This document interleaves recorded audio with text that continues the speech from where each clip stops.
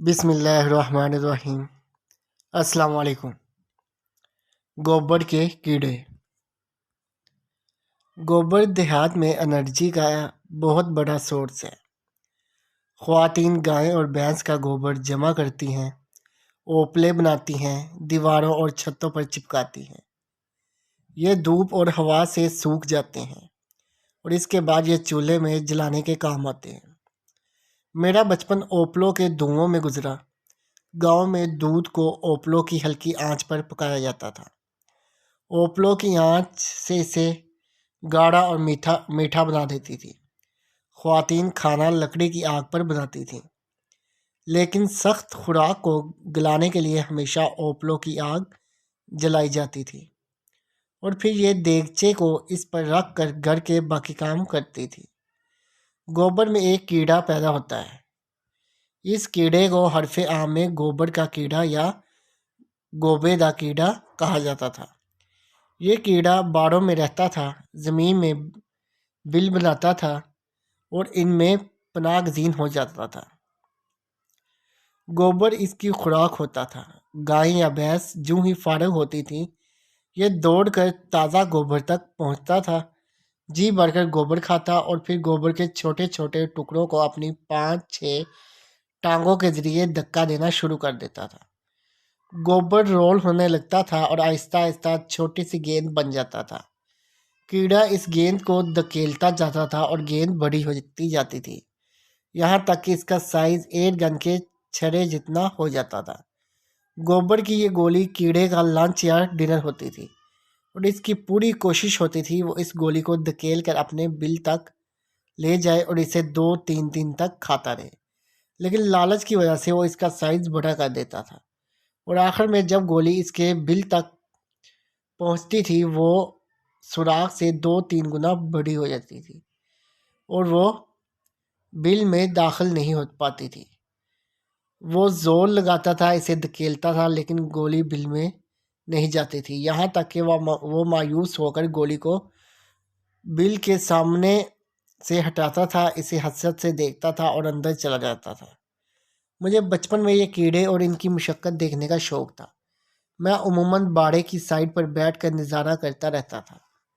میرے سامنے سینکڑوں کیڑے گوبر کی گولیاں بناتے، انہیں رول کرتے، ان کا سائز بڑا کرتے، انہیں دھکیل کر بلوں تک لے لاتے تھے اور پھر یہ سینکڑوں ہزار گولیاں بلوں کے سامنے چھوڑ کر غائب ہو جاتے تھے اور اس کے بعد چھوٹی چڑیاں اور چھچھندریاں آتی تھی اور گوبر کی تمام گولیاں ہڑپ کر کے اڑ جاتی تھی۔ میں آج سوچتا ہوں تو مجھے وہ سارا منظر قریب محسوس ہوتا تھا۔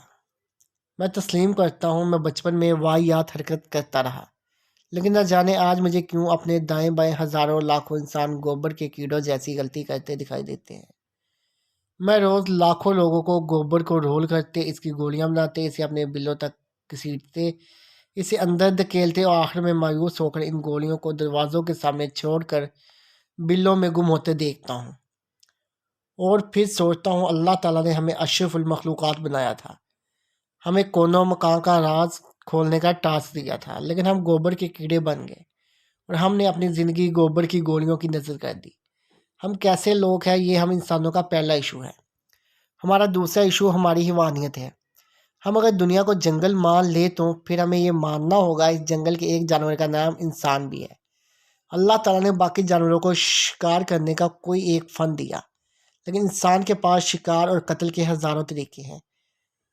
جانور پنجوں سے شکار کرتے ہیں، چونچ سے مارتے ہیں، جبڑوں سے قتل کرتے ہیں یا دوسروں کو سموں اور پاؤں کے نیچے کچلتے ہیں، جبکہ انسان خیال سے لے کر سوچ اور احساس سے لے کر گمان تک ہزاروں طریقوں سے دوسروں کو قتل کر سکتا ہے۔ جانور اپنی نسل کا گوشت تک نہیں کھاتے۔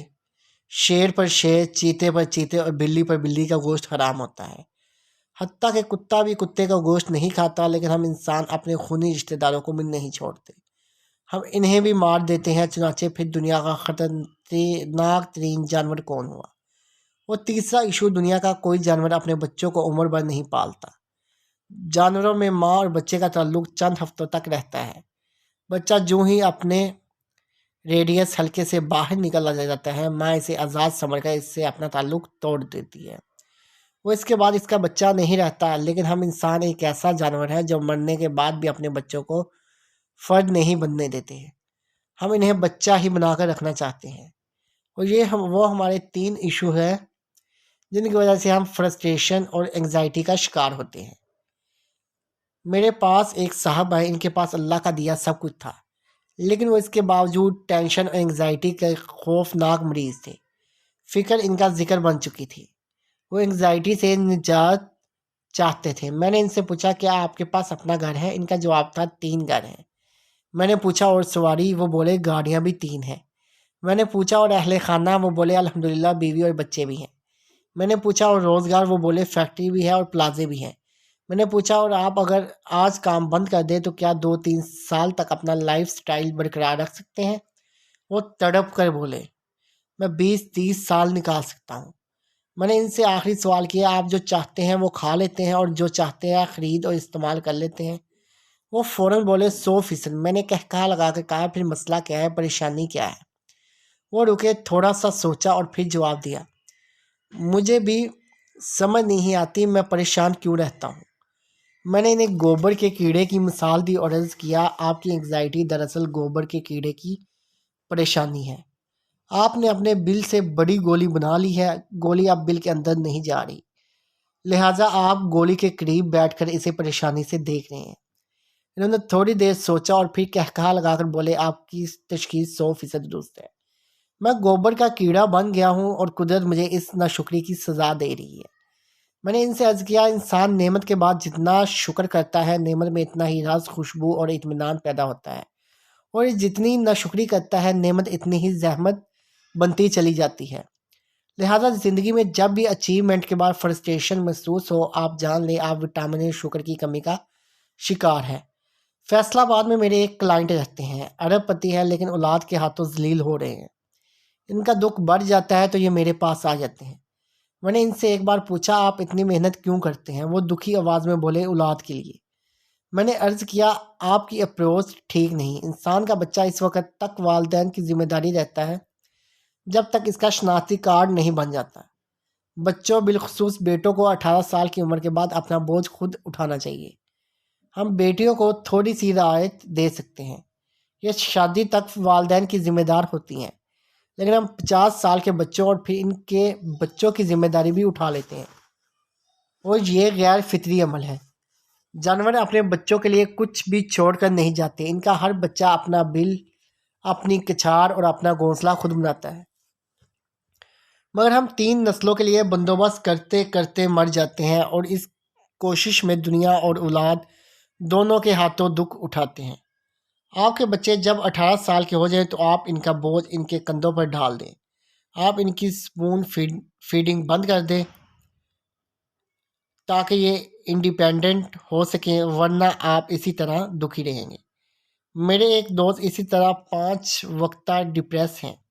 میں نے ایک دن ان کے ساتھ گپ لگائی تو پتہ چلا وہ ہر دوسرے شخص سے متھا لگا لیتے ہیں، لڑتے اور جھگڑتے رہتے ہیں۔ دنیا میں اتنے لوگ نہیں ہیں جتنے ان کے دشمن ہیں۔ میں نے ان سے بھی عرض کیا آپ وہ جانور بن چکے ہیں جسے انسان کہا جاتا ہے، اور آپ کے پاس جانوروں سے زیادہ دوسروں کو مارنے اور تباہ کرنے کے طریقے موجود ہیں، اور آپ یہ استعمال بھی کرتے ہیں، لہٰذا آپ خوش کیسے رہ سکتے ہیں؟ وہ دیر تک سوچتے رہے۔ میں نے عرض کیا آپ اس وقت تک سکون نہیں پا سکیں گے جب تک آپ دشمنوں کا یہ سلسلہ بند نہیں کرتے۔ ہم انسانوں میں انگزائٹی، ڈپریشن اور فرسٹریشن کی 3 وجوہات ہیں۔ ہم گوبر کے کیڑوں کی طرح اپنے بل سے بڑی گولیاں بنا لیتے ہیں، ہم اپنے بچوں کی ذمہ داری مرنے کے بعد تک اٹھانے کی کوشش کرتے ہیں، اور تیسرا ہم ایسے جانور بن جاتے ہیں جن کے پاس جانوروں سے زیادہ شکار کے طریقے موجود ہیں، لہٰذا ہم ڈپریشن کا شکار رہتے ہیں۔ ہم اگر زیادہ تبدیلی نہیں کر سکتے تو پھر تو بھی ہم کم از کم گوبر کے کیڑوں سے تو اوپر اٹھ سکتے ہیں۔ ہم اپنے بل سے بڑی گولیاں بنانا تو بند کر سکتے ہیں۔